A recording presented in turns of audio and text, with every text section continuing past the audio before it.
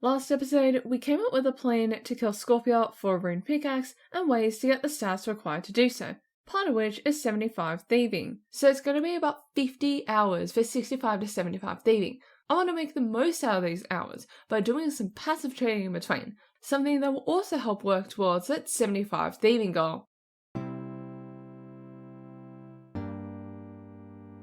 I talked about farming all the way back in episode 1, but right off the bat there are a couple of things that make farming pretty difficult for this account. I can't thieve master farmers for farming seeds because they're NPCs, so the only way I can get them is by heisting Olivia's seed store in Draenor, but I'll have to plan that out, so we'll come back to that later. And I can't get farming tools from farming shops or at farming patches like most people can because they're all obtained from NPCs. Now I can get both a rake and a spade from the Lumbridge Xenarus shed, but for the most part the only way I can obtain farming tools is from killing farmers. No way! No way! I was literally just about to I was just in the Arduino Ninja shed, so I still have my single click mode on, but oh my god, that is that is absolutely balling. Look at me. Oh, hang on. Looking absolutely balling. Oh my god, I got a clue scroll. 3 KC gardening boots and an easy clue. Wow, that is that's it's good luck, but it's kind of in the wrong places. Oh, and I can actually do the clue scroll. Oh, there's the break. 12 KC, by the way, armed with my PogChamp gardening boots. Let's see if I can do the next step. Yes, a seed dipper, lovely. 80 KC exactly. No way, that's the watering can as well. 88 KC, so very soon after the seed dipper, that's awesome. Oh, that's a second turn! Wow, literally 3 kills after, that's so awesome. So now that I have all the farming tools, I'm ready to heist. Don't mind me, just casing the joint. And now I'm free to thieve. Hey, listen! You evaporated. Hey! Okay, you have a really wide wandering range, and that's a problem. Listen! Actually, while I'm here, I might as well heist out the wine stall as well, because gonna need it. Whoops, guards got out, so gonna slay them with my spare runes real quick, and down. Back to heisting. Okay, so I've got this mapped out. If I go between these two tiles, Olivia surely won't notice me thieving her. Oh.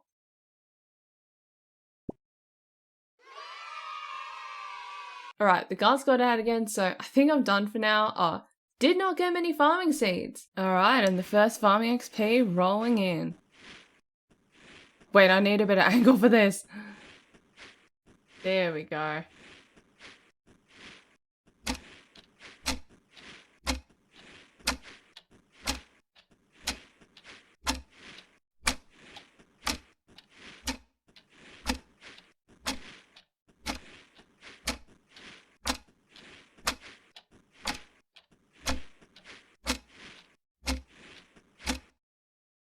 This is going to take a while. Wait, I probably shouldn't plant anything until I make compost. Compost decreases the chance of plants getting diseased by 50% for normal compost and 80% with super compost. And I'll need everything I can to help my crops survive, because I can't pay these gardener farmers to protect my crops, because they're NPCs. And I can't get plant kill anywhere, because they're locked behind NPCs. So the moment a plant gets diseased is the moment it becomes dead content. Like literally dead content, XP and matter. Wise. What also matters is that even though I can make compost, I can't store it anywhere. In fact, I can't store any of my farming tools anywhere, because the only way to do so are tool leprechaun NPCs, who despite claiming that there's magic tool sheds or something, won't give any of us access to them. So not only will I have to carry all my tools with me everywhere, taking up valuable inventory spaces, but I'll also have to make and obtain compost as I need it, instead of mass creating compost and storing it with the tool leprechaun. Compost bins only hold 15 buckets worth of compost, so if I'm not careful, I'll end up going to a farming patch and not have any compost for it, for plants that'll probably just die anyway. Everything's alive! Oh, beautiful. Oh, I did not take that into consideration or the fact that I have literally no inventory space. Well, I mean, there's no point keeping the potatoes and stuff. Wait. Do you think it's worth keeping the marigolds here?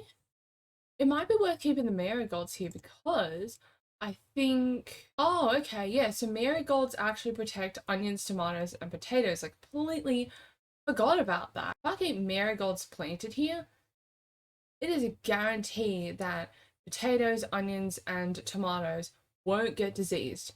So in my inventory would be guaranteed farming XP. So yeah, I'm gonna do it. I'm gonna keep these marigolds. So based on all of that, here's a plan. I have access to 3 allotment and 3 hops patches. For the allotments, I'll plant flowers first, marigold in 2 patches, rosemary in the other. I'm planting more marigolds because it protects so many more crops than rosemary, and I won't need to worry about any other flowers until I can plant watermelons. Which at 47 is, yeah, that's a while away. There's no way to protect flowers, so I'll just repeat this until they all live, and after that I'll plant the appropriate allotment seeds in each patch. For the hops patches, I'll plant jute in the lumberage patch until it lives, because I'll need them for farming sacks for scarecrows later on, and it's the furthest away from a compost bin. I'll have to marathon compost back and forth between patches, which, yeah, that's gonna be fun. But for the other hops patches, I'll plant whatever I can. Lowest end seeds first. I could plant the higher end ones first, just to free up the inventory spaces so that I won't have to juggle my inventory so much, but I think if I do it like this, I end up getting more farming XP because the higher end hops, which do give more XP than the lower ones, will have a better chance of surviving. Oh, first batch of onions done, that's really nice. For 15 farming. Now I can grow oak trees, which I'll never actually be able to plant because I can't get a gardening trowel anywhere. Farmers don't drop them, and the gardening trowel issue also means that I can't grow any fruit trees, so no fruit tree content for you guys. Just a lot of allotments. By the way, I ran into someone while I was at the Catherby farming patch. He teleported away before we could really have a conversation, but he PM'd me later and he says, hey, you know you can hide NPCs with Entity Hider. Okay, let's see. Hide NPC. Oh my god. Oh no!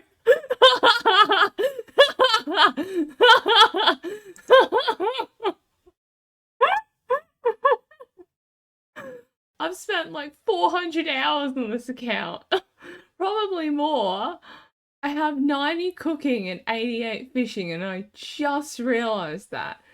Jesus, I knew I was slow and inefficient, but my god. Okay, I'm gonna have to do some tests with this. Oh, great, and oh, great. Wait. Entity hide activated, but what? Oh no. Okay, like 90% of these clips are just me laughing my head off, but apparently random event NPCs aren't classified as NPCs. Okay, let's just hide everything. Nope, don't hide me. Pet. Oh. Excuse me? Excuse me? What? Oh my god, okay. I wanted to see, I should have, I guess that's a good test of, we need to settle down. Oh, my compost bin just ran out as well, lovely. Okay, guess, well, I have enough for a single barley patch. The last two of which have died, by the way, and I'm nearly out of barley seeds because each hop patch uses 4 at a time, unless it's jute, in which case it uses like 1. Oh my god, oh my god, I swear, if all these like freaking hop seeds despawn, oh my god, did I just lose all of my hop seeds? I think I just lost all of my hop seeds other than my barley. Oh my god. I initially thought the Runelight's Entity Hider classified NPCs as both, well, NPC and monster creatures, but turns out that it actually classifies NPCs as any creature not in combat with you. That's why these Artie Shop NPCs and the guards both disappear, but this blue dragon appears, then disappears. Unfortunately, it does mean that I can't use Runelight's Entity Hider to permanently hide NPCs for this series, which would have been really nice. As for random event NPCs, I couldn't quite figure it out, but my best guess is that those that teleport your way, such as Leo, are classified as attackers, and those that don't, such as genies, are NPCs. After that, there was only one thing I could do: heist more seeds and drop my bits of lightness in hopes of more inventory space. And for these sacrifices, all I got was dead jute and 20 farming for sweet coin. I ran out of seeds again, so time for a third heist. Oh no, I accidentally misclicked on a farmer, so that's 3 onion seeds I'll have to drop later. But that got me thinking, despite losing an entire inventory of hop seeds, I'd somehow managed to get more hop seeds than allotments, a problem which I'd never run into when thieving from master farmers on other accounts. Finally looked it up on the wiki, and it turns out that you only get 1 seed at a time from stalls, most of which are hops and flowers, whereas you get multiples from master farmers, most of which are allotments. Doesn't seem like such a big deal, but it means that every tomato seed is a victory, and getting 200 potato seeds takes literal hours. Worst of all, it's impossible to even out all your farming seeds, because by the time I'd evened out one stack, I'd unevened another. So I had to cut my losses there, even though it meant dropping 3 hop seeds at a time, or worse, 2 allotments. Oh my god, I just missed 27. Now I still can't plant apple trees, but it'd be nice if I could. And that's 28 farming, now I can plant wild blood seeds.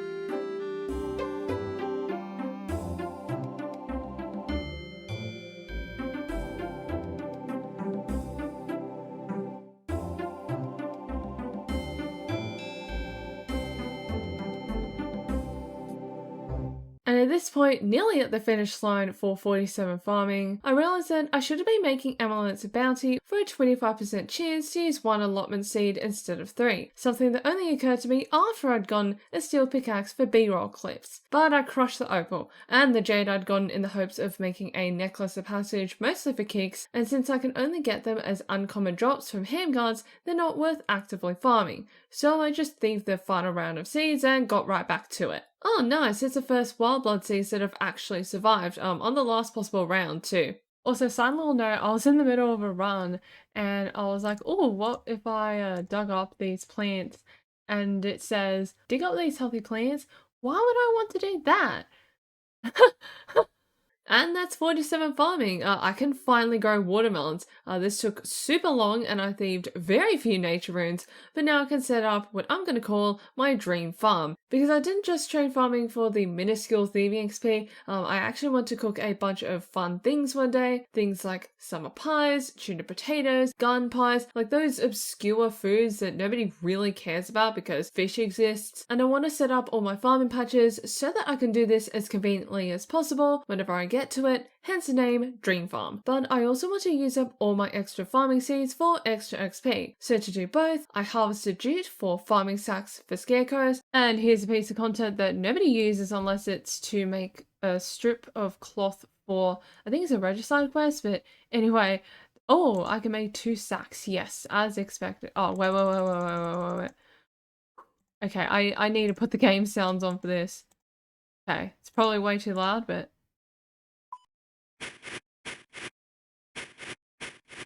Hey, and that's good. Then I planted nasturtiums in all flower patches, extra jute for the future. Then once everything lived, I planted strawberries in the RD South patch and watermelons everywhere else. Promptly realised that I wanted to make as much super compost as possible, even though it's definitely a waste of time. Yes, I am in fact juggling these watermelons from the Catherby patch all the way to the RD patch, because apparently I can't bear to waste anything.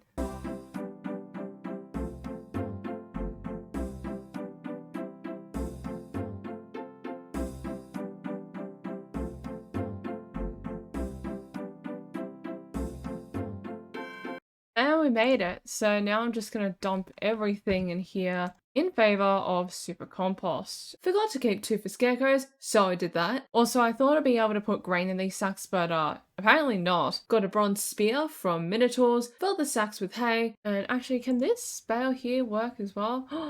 Yes, it can. Alright. Made scarecrows. Oh, I did not know that you get farming XP for that. Wonderful. And finally got the strawberries to live with RNGesus and super compost. Yay! Okay. So the arty patch is done. After that, I planted the rest of the strawberries elsewhere, alternating it with watermelons to get the most super compost possible, and with the scarecrow ready to go, I started planting sweet corn. Oh, we can cook sweet corn, wonderful. That's so much XP, 104? Yeah, I think I'll cook all the sweet corn again, because I guess every bit of cooking XP helps out. Side note, you can make corn flour even without the RFD quest. Can't use cooked sweet corn for it though. You can actually make the entire corn flour mixture without the quest, but you can't do anything with it, so there's nothing to do but get rid of it. But anyway, I went back to planting sweet corn in Catherby and Falador, and when I ran out of watermelons for super compost, I got snake grass west of the crafting guild and carted it back and forth between patches. And after a final trip of sweet corn, I planted potatoes at Catherby. I also planted some marigolds, just to see if it could help out with that, since marigolds grow quicker than potatoes do, which they thankfully did, so my potatoes did end up surviving. But with the potatoes grown, I'll switch the marigolds back to scarecrows because marigold seeds are easily reobtainable, but scarecrows are not. I will need to make a final round of super compost, but other than that, the Catherby patch is done. And that's the last batch of sweet corns we will ever harvest. And finally, I planted marigolds, followed by tomatoes, watering them on the way to empty my watering can, since there doesn't seem to be any other way to do so. And that's the tomatoes done, so the Falador patch is also done. And after a final round of super compost in Catherby, the dream farm is done.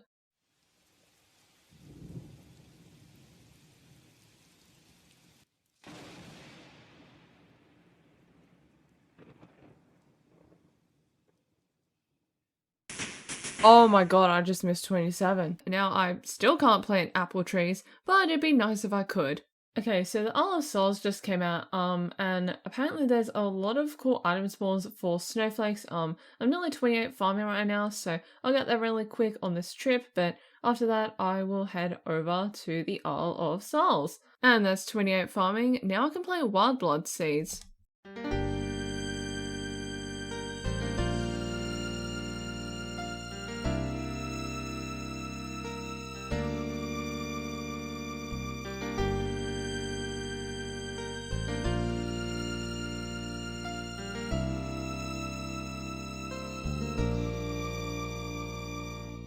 Big fishing.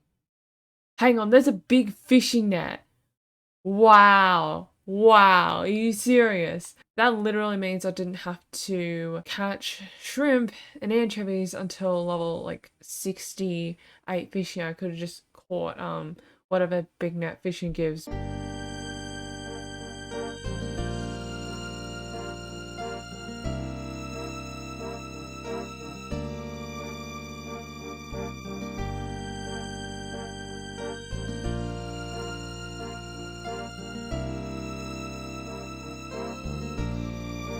Holy shit, I can train Hunter.